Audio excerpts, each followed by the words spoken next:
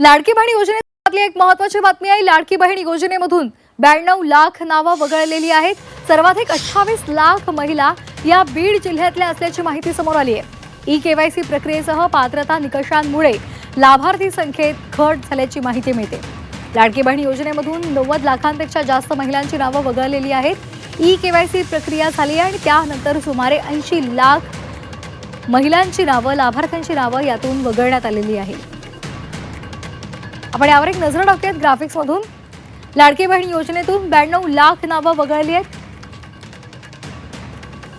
सर्वाधिक 28 लाख महिला या बीड जिल्ह्यामध्ये आहेत। ई-केवायसी पात्रता निकषामुळे लाभार्थी संख्येत घट झाली। मूळ लाभार्थी संख्येच्या तुलनेमध्ये 38% घट झाली आहे। 50-55 लाख महिलांकडून ई-केवायसी झालेली नाही। 12 लाख महिलांचं कौटुंबिक उत्पन्न निश्चित मर्यादेपेक्षा जास्त आहे। 4.5 लाख महिलांचं वय कमाल मर्यादेपेक्षा जास्त आहे।